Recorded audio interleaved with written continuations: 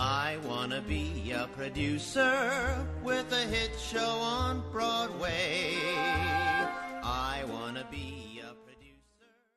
Hey guys, it's Ken Davenport. Listen, as of the release of this podcast, there are only 18 performances of Spring Awakening left. 18, and that's it. It goes away forever. So if you haven't seen it, get your tickets now. In fact, listen, if you haven't seen it, drop me an email. I can get you full price tickets anytime you want. That was a little producer humor. Okay, on to the podcast. Hello, everybody. Welcome back to the Producer's Perspective podcast. Now, if you listened to Lynn Aaron's podcast from a few weeks ago, then you heard her impassioned plea for our industry to put more of a spotlight on the women that make Broadway work. And when Lynn Aaron talks, I listen. So I immediately reached out to a woman who I believe has had one of the most significant impacts on our industry in the past decade. And that woman is our guest today. A big welcome to Tony Award-winning director Diane Paulus. Welcome, Diane. Welcome. Diane burst onto the Broadway scene with her In the Park revival of Hair that transferred to a proscenium house despite so many people saying it couldn't make the jump, and then she knocked it out of the park there. Followed that up with the acclaimed revivals of Porgy and Bess and Pippin, and get this, all three of those shows won the Tony Award for Best Revival. That's 3 for 3. Directed last season's Finding Neverland and is about to go into rehearsals for the new Sarah Bareilles musical Waitress. And during all of this, she became the artistic director for Boston's ART, which is quickly becoming the first choice for out-of-town tryouts for all of us commercial producers. Her phone rings a lot these days, I'm sure. She's the it woman of Broadway directors, and I'm thrilled she has taken the time out of her schedule to hang with us.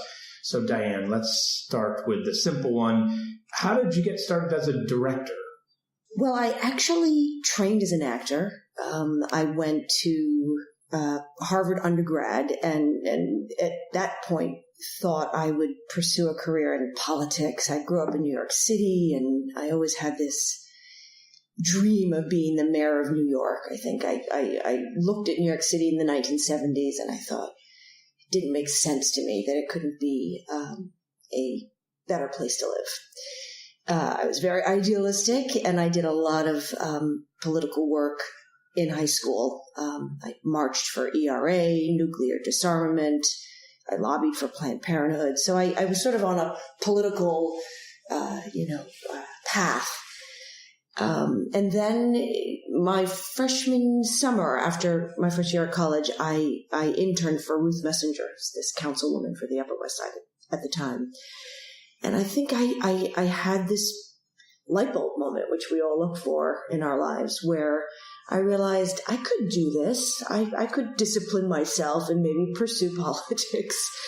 But it wasn't what made my heart tick. And I just thought about what would I be happy to do and pull an all-nighter for. I guess I was at Harvard working very hard as a student. And again, I was, I knew how to do that, but it couldn't compare to being in a rehearsal room. So when I graduated college, I had spent 2 summers at Williamstown. So I moved from interning for the city council to being an apprentice and in the Act One company at Williamstown.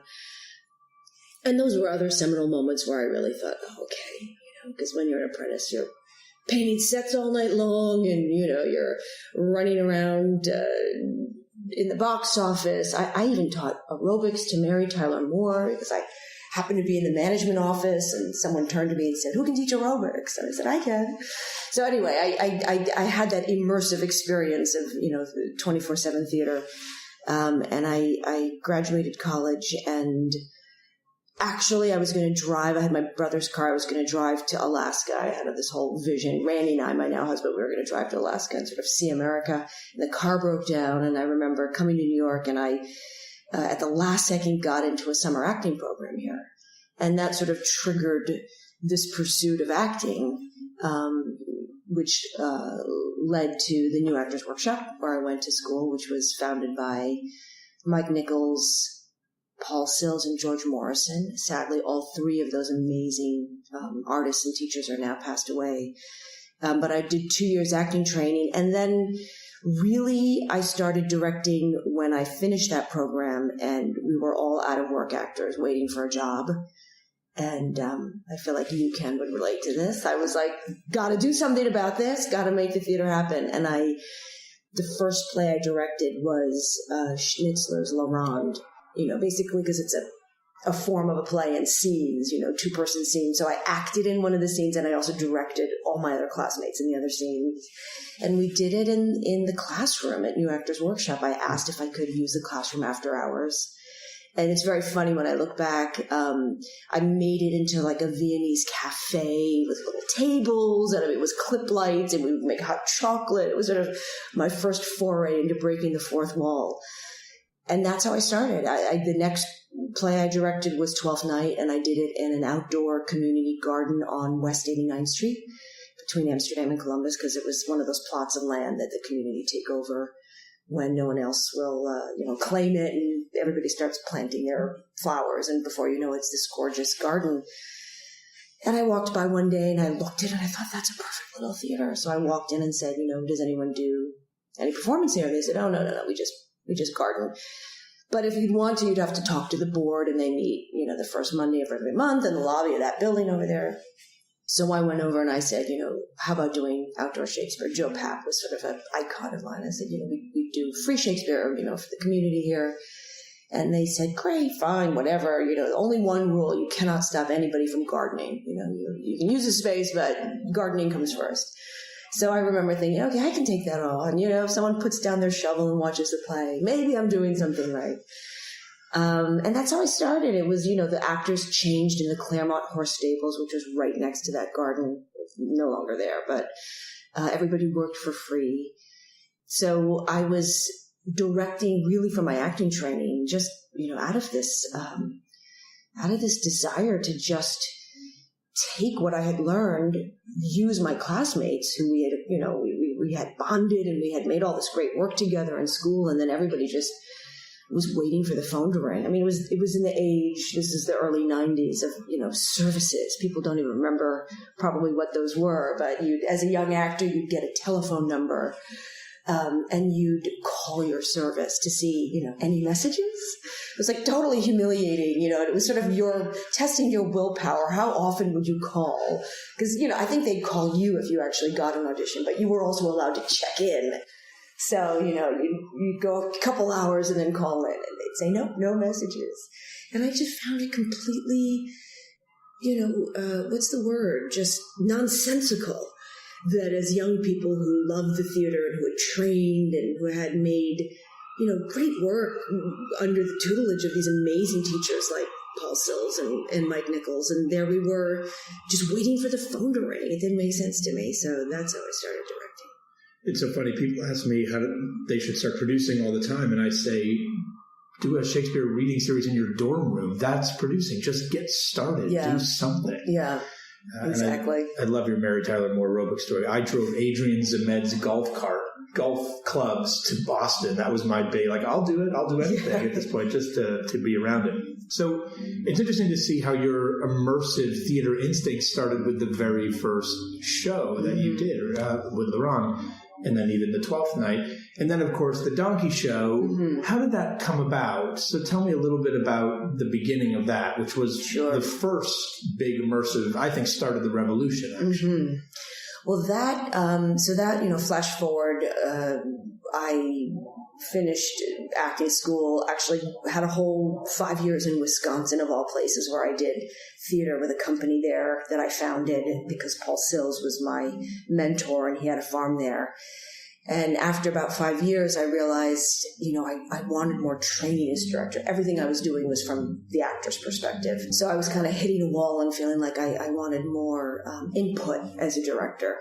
So I applied to Columbia, to the master's program, and got in there and went to train as a director under two, phenomenal teachers who really have influenced my directing life. That's Anne Bogart and Andre Serban. Couldn't be more different from one another, but I owe everything to the two of them. And Donkey Show came at the end of my 3 years at grad school. And actually, I'll never forget it. It was another sort of seminal turning point where I was about to finish Columbia. And I remember saying to Anne, what should I do? Should I apply for this fellowship program? Should I go do this? There were all these sort of opportunities for young directors, like the things you should do. And I said, or, Randy, who again, my now husband and I were, had been making shows together actually in Wisconsin in those interim years. And I said, Randy has this idea for this play and I could, work on that this summer. And Anne said she actually did something. She took a finger, she pointed to my heart and touched my heart. And she said, follow your heart and, therein will lie all your riches. And I'll never forget that. And so, of course, what did I do? I didn't do any of those things you should do. And Randy and I got some of the actors from Columbia School of the Arts grad program, our friends, my friends who I directed in all these scenes during grad school. And when we started, it was just these two women, Anna Wilson and Rachel Murray, these two actresses. And Randy said, let's do this adaptation of Midsummer Night's Dream set in a 1970s disco, because he had this epiphany, actually having acted as Peter Quince in a really, very traditional version of Midsummer Night's Dream in Wisconsin, and was so frustrated. They didn't have enough actors, so he did the role, and he would sit backstage, and it was your typical cuddly production where, Bottom is so cute, and Titania's putting flowers in the ass's ears, and it's all very funny and sweet. And he's like, this is wrong. This is bestiality. Does no one see the cruelty in this play? So he had this obsession. And, I'm talking about Randy because we dated in high school and we went to Studio 54. That was part of kind of our, experience together. So he had this idea of mashing up Midsummer Night's Dream, setting the kind of enchanted Athenian woods as the dance floor of Studio 54. Where you could run away and be anyone you wanted to be, like the lovers run to the Athenian woods, and there are fairies and, there's magic dust that gets you high and all that. So I mentioned Columbia because we created it in the lobby of Dodge Hall, which is the arts building on the Columbia campus, only because my ID still swiped. I mean, it was that ghetto. And we'd show up in the lobby, this marble lobby, and we'd have a boombox. And we started rehearsing it, and it was kind of pre-internet. And Randy was interested in all these disco songs, so we would get the cheesy disco compilations from the Love drug stores back then, and we would have Rachel and Anna, who we were working with, they would transcribe all the lyrics, because this was before you could just get any lyric you wanted off the internet. And at first he was doing a study of disco songs because he thought he'd kind of write his own, and it's why would I write my own? These are masterpieces. So he created a structure where every disco song kind of was chosen to serve the plot point, and the convention was that these were lovers on the dance floor, and a song would come on that the DJ was playing, and they'd sing along to it because it was capturing exactly what they were feeling, like Thelma Houston's "Don't Leave Me This Way." That was Helena, singing to Demetrius, "Don't leave me this way. I can't survive without your love." And so we made this little show, and it's so funny you bring it up because just yesterday we went down to the Lower East Side, and this is a piece of theater history that I had that feeling yesterday walking on Ludlow Street because it's completely changed. It's all high-end boutiques and restaurants, and I really had that feeling of, oh my God, a neighborhood can be erased. But I grew up as a young director in those years. I don't even know if they were on your radar even, or you were too uptown on Broadway by then, but Randy and I did all our work on Ludlow Street at Toto Conata, at a place called the Piano Store, House of Candles. It was sort of this hotbed of the off-Broadway scene. And Aaron Bell, who was a little impresario of that neighborhood, had taken over the space. It's still there, and if you go there it's on Ludlow between Stanton and Rivington. It says Pianos Outside. It's now a club, like a fancy little, or a restaurant. But it was a piano store, which was a front for a speakeasy. So on the back of this, little room of, storefront was this small little club with a balcony. I mean, small, could fit 100 people. And so we asked Aaron if we could do the donkey show there, and he gave us the midnight slot. And he was doing all sorts of little plays, there were like folding chairs, and everybody would do their downtown show for like 50 people. So the first thing we did is we took all the chairs, we stuck them in the basement, so it would be like an empty space, like a little dance floor. And then Randy borrowed the red ropes from the restaurant across the street. I mean, it's so funny that he now like owns the box, but he took the red ropes and would put them outside the piano store and stand on the street. And we would do the show at midnight. We'd put the boombox in the window and blast disco music. And the actors would go change at the coffee shop up the block, the Pink Pony, Titania in her like pasties and high, thigh-high leather boots. And she would walk down Ludlow Street. And, the cop cars would circle around and we'd make a scene on the street. And Randy would hawk every offer. Money back guarantee, 2 for 1, ladies' night, and we would line the people up on the street, and then eventually we took the actors out on the street and we developed like the street version, the portion of the donkey show. And we did this every Friday and Saturday night at midnight for, I don't know, like 6 months. And none of the actors got paid. Everybody took their costumes home in a shoebox. We had a little piece of white linoleum floor that we would tape down with duct tape and, flash colored lights on it to make it look like, the disco dance floor in a Saturday Night Fever. And it's still when you could smoke in New York. So people would come and they would smoke in this teeny little theater. And, ashes would be all over the dance floor. We'd throw glitter. And at the end, at like 3 o'clock in the morning, the actors would scoop up the glitter. This is how real it got. And they would come to me and they'd ask me, like, Diane, is this glitter still good? And we'd like separate it and put it in baggies for the next week. So that's how we did it. But it was like a religion. I mean, I always tell the story because it would never have happened if we didn't do it, out of that passion for the show. And here's the truth. We were doing another show called Frankenweenie. It was like this Victorian adaptation of the Frankenstein story. We were doing that at 10. And then at midnight, we do Donkey Show and this Frankenweenie show, which was very clever and funny. That got like the review, I can't remember, in the Village Voice, or it got a pick and time out. No one had a press agent. We were just underground. So we'd do that show and like 8 people would show up. That was what it was like when you did downtown theater. 8, 10, maybe 15. And then midnight would roll around and it was like 50 people, 100 people, 150 people. And the internet had just started, and we had this VIP policy where if you saw the show, you could get on the VIP list, and you could come back for free if you brought a paying friend. So it just multiplied. And it was sort of the birth of the internet. And Randy and I would stand at the door, and we were amazed, because there we were. We had the listings in timeout in the Village Voice for Frankenweenie. No one was showing up, and hundreds of people were coming to the Donkey Show, and we'd say, like, how did you hear about me? They'd say, oh, my God.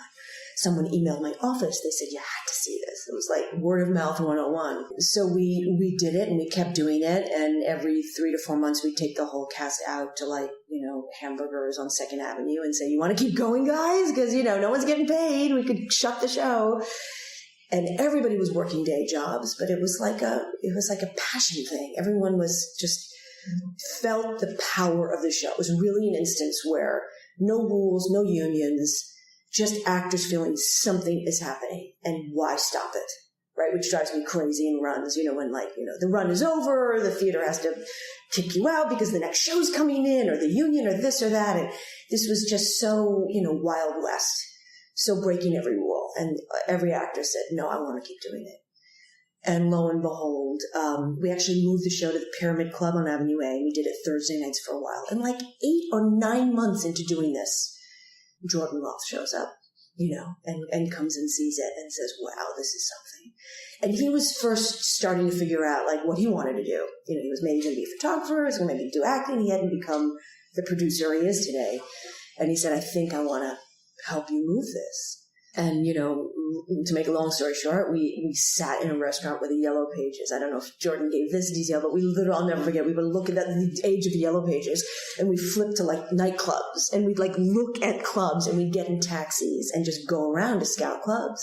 And we found this club on 21st Street, the Flamingo, and it was the right architecture, the right vibe. And the club owner had been a bodyguard for Hal Prince. he had been involved with the Copacabana, so he loved the idea of a nightclub as a place of theater. So he gave us our home there, and we opened the show there. I love this idea that there were really no rules for you downtown, of course. You could do whatever you want. The actors could work for free. You could change across the street. And then, of course, you make this incredible transition to Broadway where there's nothing but rules. In fact, Randy Weiner, your husband, who I know very well, obviously, I remember him saying to me once, like, my wife is such an artist. And it was half compliment, of course, and half like, she just wants to do these things that have no rules. And of course, to make it in this business, quote unquote, there are a ton of rules. How did you make that transition? Now, Hair, of course, was the first one, which was a bit immersive again, if you will, in the park. And then going over, of course, to what was the Martin Beck at the time, or had it been reading Hirschfeld? It was the Hirschfeld by then. How was that transition for you to all of a sudden have everyone saying, oh, no, Diane, you can't do it this way. You can't do it this way. I think Hair was sort of a symbolic first, big musical for me, because it's all about breaking rules. And I had grown up on that music. I had never actually seen a production of Hair, but I saw the movie and it was just in my DNA. I think I always felt I missed my decade. I always wished I had grown up in the 60s. I had this whole kind of like romanticization of what it would have been like to be part of the, youth culture at that time. And, I think we did it, Oscar approached me, Oscar Eustace. We did it as a concert the very first time. And he gave me 9 days to do it.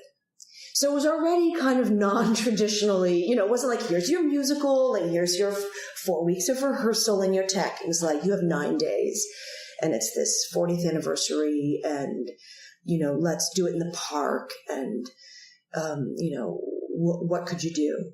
And I think that kind of gauntlet, that challenge was critical to the inception of that production.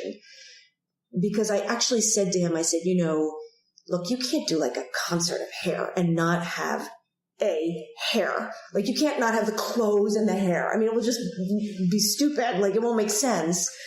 And I said, we have to get the casting right. So, we did this mega search and we found this extraordinary cast, a lot through open call, a lot of non-equity people that all went on to Broadway.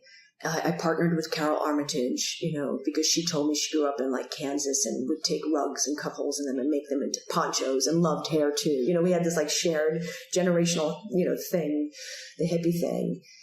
So we were kind of breaking rules. I don't even know what contract we were on. It had to have been some, non-traditional contract to do because we staged it. We had costumes, we even had some wigs, but we did it in 9 days. And, it was like the right moment for that show. And so, and I also said to Oscar, because I had read about the history of Hair, how it had started downtown, went to at the Public, had gone to the Cheetah nightclub. Like I had followed the whole history of the show and how they got audience to dance on the stage. And I said, I think the other thing I said to Oscar, we have to have like hair and the costumes and we have to let the audience dance on the stage. I said, that's just such a part of the lore. And I got to work closely with Jim Rado and Galt McDermott. Jerry Regney had passed. And so they would describe to me everything about, the history of Hair and all the anecdotes and stories, especially Jim. He was around a lot. And he told me about the dancing on stage. And I think, there was dancing, but not like what happened at the Delacorte. And I'll never forget that first night when the show ended. And I was standing in the back of the Delacorte with Oscar. I'm like, let's see what happens. Right. So the show ended and we do like the reprise of Let the Sun Shine In. And the actors kind of reached out and then like one, because you think no one's going to go on stage. People are too embarrassed. 1, 2, 50, 100. I mean, there must have been like 300 people. And I remember the production managers, ran to look in the bowels underneath the Delacorte because all of a sudden there was a panic that like the stage and the ground was not like, prepared for 300 people like jumping and dancing.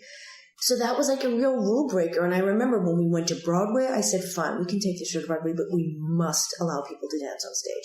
And of course, you would think, how is that possible? Union, rules, liability, how did the audience get on stage? Jordan, who was running Drew Jampson, understood that. Paul Libben, When we moved into the Hirschfeld, he said, tear this theater up. That's my one, request. And amazingly enough, when we did our first national tour, I also said, we have to have the dancing on stage. So part of the tech rider that went out with that national tour was that the audience could come on stage. And, some auditoriums across the country have that built in. Other times we'd have to put in stairs. And I'm telling you, it happened in every venue across America. We also had in the tech rider that the actors could come out in the audience and, step on the seats. So it was an encouraging experience of like, you think you can't make something happen, and yet maybe there's some wiggle room there, right? Even in the biggest of establishments to kind of, break some boundaries. So let's talk about this trilogy of revivals that you've done now. Hair, Porgy and Bess, Pippin. Now, for me, all three of those things have one thing in common, which was when I heard they were coming, if you just told me the title, I would have said, you know what? I'm not so sure I need to see that. Yet every single one of those productions I saw and I loved because of your perspective on it. How do you find your way into these to make them so fresh and new and give someone like me who's seen 17 productions of each one of those shows, how do you make me feel like I'm seeing it for the first time? What's the process? Well, I think, those productions were very carefully matched for me. I think I've been asked to do many revivals and I will pass on them because I don't have a feeling for them. As I've said, Hair, I grew up with Hair. So it was like a dream come true to sort of give an audience an experience of Hair that in a way I wanted to have. I mean, I think that's how I go about it. Is there a potential in the show that I can viscerally, emotionally connect to, that I want to live inside? Porgy and Bess, I didn't know as well. I more or less knew it from this production at City Opera I had seen. And I remember seeing it and thinking, okay, this is an opera with a lot of hits, like a lot of hit songs. And I remember weeping because it's so emotionally powerful. I'm thinking, maybe one day I'll be asked to direct this opera. And working on Porgy and Bess was a whole immersion into the history of that work. The creation of it and also the production history of it and how complicated that was. It was such a larger undertaking just historically or, looking at American culture and social history. Hair as well. When I finished directing Hair, I did ask myself, like, this is fun. What would I want to do next? And Pippin was next on the list. Because I had grown up with Pippin in the 70s. I grew up in New York City. I saw Pippin 3 times when I was like 8 and 9. And I hadn't looked at the script ever, but I just remembered something like visceral and powerful and seductive and theatrical about Pippin. And I had loved the score.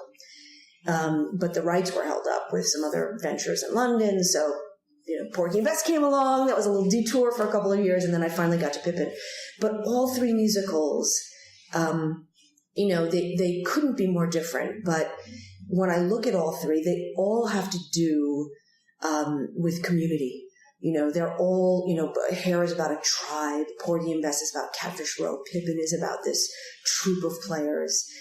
And in each case, each project was this incredible undertaking of casting this sublime ensemble and giving every ensemble member a purpose and a life and a creativity on stage, for different reasons. But I think that was my way in, and they all had, maybe Pippin is the one people would say, well, like, what did she see in Pippin? Because Pippin is thought of as, you've done it at your summer camp, and, the book of Pippin. I had so many people say, really, Pippin? In fact, it's a very funny story. Peter Dubois, who's a dear friend, when we first got jobs as artistic directors in Boston, he at the Huntington, I was at ART, this was 2008. He took me out to breakfast, and we were really talking about how we wanted to reach audience. Like, both of us were going to, break down Boston and reach audience. And then he looked and he said, that's not, we're not going to pander. It's like, it's not like I'm going to do Pippin at the Huntington. And of course, I remember sitting at the breakfast table thinking, well, I'd like to do Pippin. But that's because I think I saw something in Pippin. And when I actually looked at the script, and I was like, oh my God, this is like a medieval morality play. When you really look at what Fosse did with it and how dark it was and, the story that we could potentially, put into kind of relief, of kind of a trial by fire, literally, of life. So I think, all three musicals, I was very interested in what they were in their original time, right? In the 60s for Hair, in 1972, or in the early 70s for Pippin, coming out of the horror of the Vietnam War. Sort of Hair was Summer of Love, like the beginning of the end, and Pippin was kind of after all that. And of course, Porgy and Bess, this like radical work by all these white guys writing about black people, in the 20s and 30s. And all that craziness that came as a result of that work over the course of the century. I really wanted to understand what made them tick in their time, and how could I recreate that experience for an audience today, which is not about replicating it. It's about finding out what was the visceral experience. I'm sort of obsessed about that. I read about the premiere of Marriage of Figaro, the Mozart opera, and you read about how people stayed online like all night long to get in. And there was like basically a stampede because people were so eager to be at the show that they pressed each other, and like someone almost died because they got squished to death at like the premiere of this opera, and that there were like 8 encores, to the point that Joseph II the next day banned encores because he wasn't going to tolerate, all that repetition. But, that kind of idea that, Marriage of Figaro could feel like a rock concert in its time, how do you do that? You go to see Marriage of Figaro today, and it is the completely most removed thing from that experience. So, that's my interest. How do you take what was alive then and make it alive now? So you go from these revivals now, and now you're on to new musicals. So last year, Finding Neverland, brand spanking new and a mammoth of a show. And of course, Waitress this coming season. Do you have a preference for doing something new or finding the life in something old? New musicals are the hardest thing on the planet. That's what I'm going to say. So hard as a revival is, at least you're really focused on execution. I mean, actually, every revival I did, I worked with the authors, and in this case of Porgy and Bess with the estate, on crafting the revival, a revival kind of production script.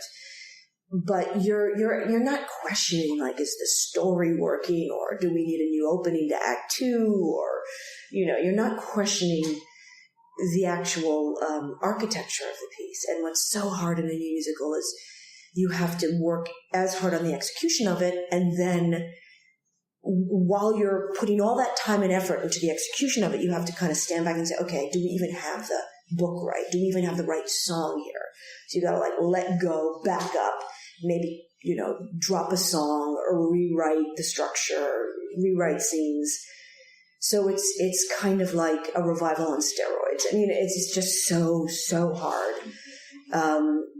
But in many ways, like perhaps more rewarding because you're creating something new, when you get it right, there's nothing like it because, I do think there's something for an audience when they come to see something new, a story being kind of unveiled for the first time. Now, Finding Neverland, you came on later into the process because there was a London production, et cetera, and Waitress, you've been around the process since the beginning. Do you like to get involved with new musicals from the get-go, or do you like them to be delivered to you? Well, oh, here's the script, here's the songs, and now we're ready for you to come in and put up a reading for us. Yeah. In my experience, it's always been the former. That writers and composers want a director involved pretty early to help shape the piece.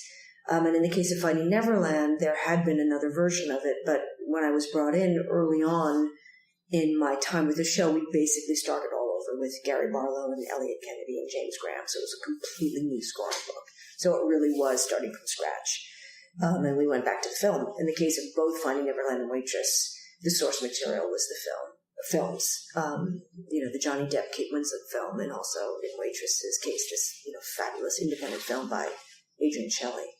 So, that's like another challenge because you're doing an adaptation. It's not quite original from scratch. And what's hard in that case is, you want to follow the film, but you actually can't follow the film. Like you want to follow what's good about the film, but in both cases, the more I worked on the shows and more I'm working on Waitress, the liberation theatrically comes when you say, well, we're not going to do that like they do in the film. We're going to actually do something completely different. You know, that if you're slavish to the film, it's very, very hard to make it pop as theatrically as a show needs to.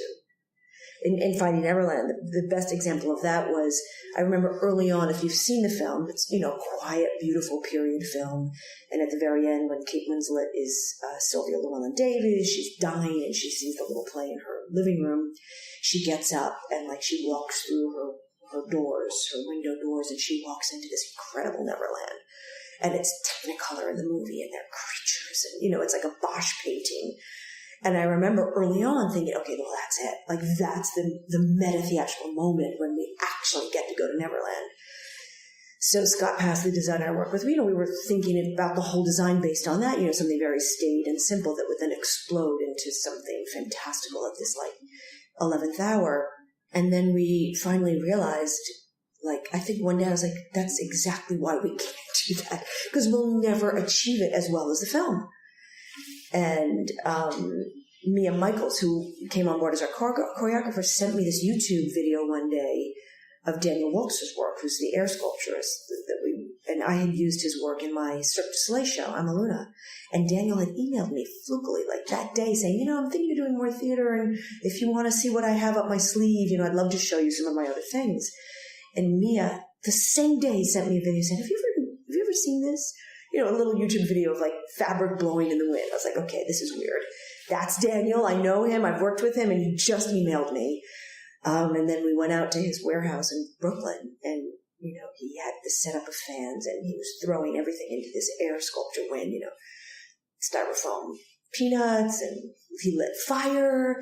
And then he threw this bag of glitter in the wind thing. And I was like, oh my God. We were like, all our breath was taken. We were like, that's it. I had my assistant Mia like walk through it. And I was like, walk through it, put your hands in the air. And we have this little video of her, and it was freezing. We were like in parkas in his garage in Brooklyn. We were like, okay, that is Neverland. I mean, it was really, and it couldn't be more removed from that literal representation, you know. And then we hid it from Harvey for like months. I'm like, don't show it to Harvey. He's going to can it if he doesn't understand it. And then finally, you know, I showed him the video. I was like, I know this is not going to seem what you think it should be, but I think this could be pretty incredible. So you can't find the like one-to-one mapping. You have to find like the theatrical equivalent of what's in the film. So it's kind of like a revival, because you're looking at a source and, you know, kind of dealing with the source, but trying to make it present in a different way. But it's a little harder, I find, when the source is newly created in the last decade. It's easy to take 12th Night or Midsummer Night's Dream hundreds of years ago. No, completely. Yeah, also, you know, the scrutiny is different, to be, you know, honest. It's, you know, when a revival happens, you know, people aren't really looking at, you know, is this story worthy? You're saying it's worthy by virtue of reviving it. But when you do a new musical, it's sort of like, well, what's the point of the story? Like, you know, why should you have even taken on this story?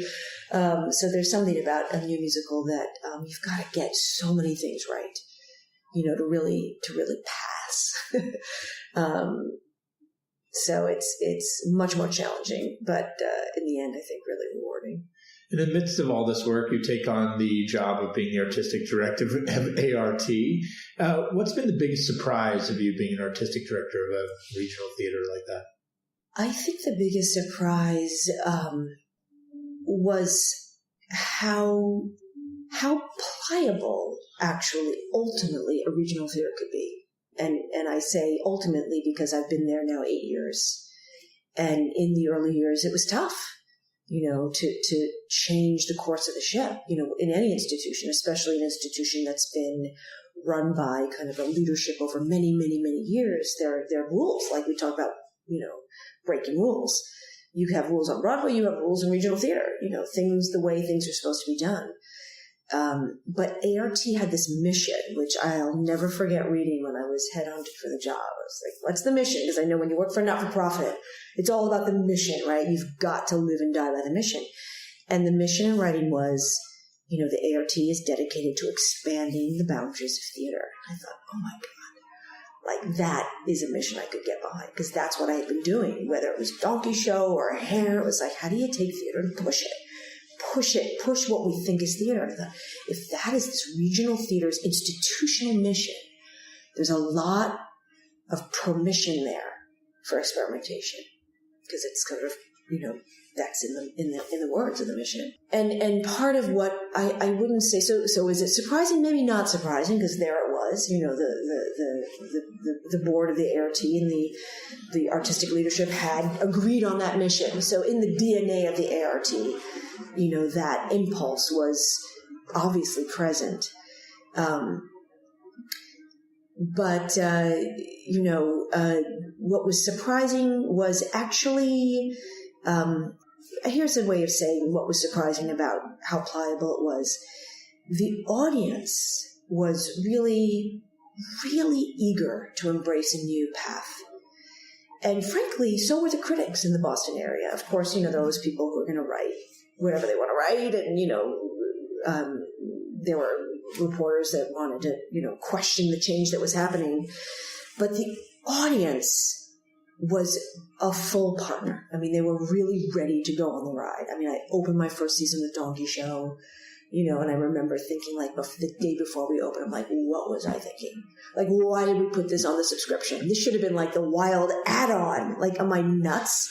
And then I'll never forget debriefing after the first performance. And they were like, a couple of audience members who had brought these silver flags, which is a big part of like gay disco culture. So they had shown up with their flags. And I was like, who are the flag guys? Because how do they know? And we tracked it down and they're like, subscribers, they had been waiting for that kind of a show. It was harder for the staff and the institutional kind of like, habits to change on the inside. But on the outside, the change happened really, really within 1 year, because the work proved it. I was really determined not to just get up there and proselytize about theater can be this and theater can be that, but like, you got to show it. And even my board members who were really eager to support me, they would say things like, well, let's wait and see.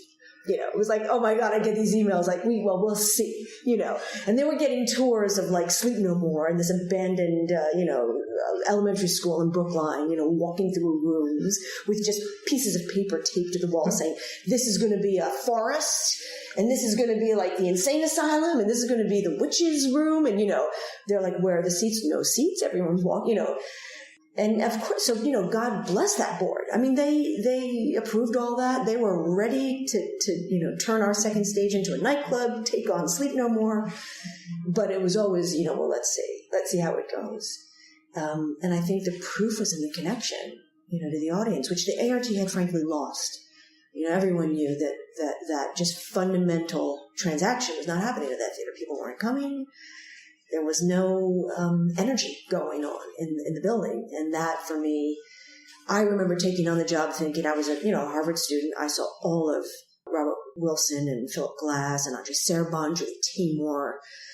I saw all their seminal work at ART, Andre Serban in the 1980s.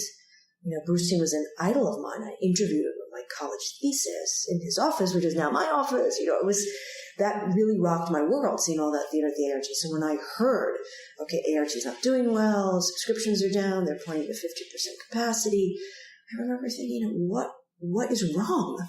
Like, if the ART can't be flourishing, this avant-garde, cutting-edge theater at Harvard, in Boston, with all those young people and colleges, then that's not just a failure on the part of ART. That's like a case study for the American theater. Something, if I could figure out how to reignite that, then maybe it's a worthy undertaking for just the field.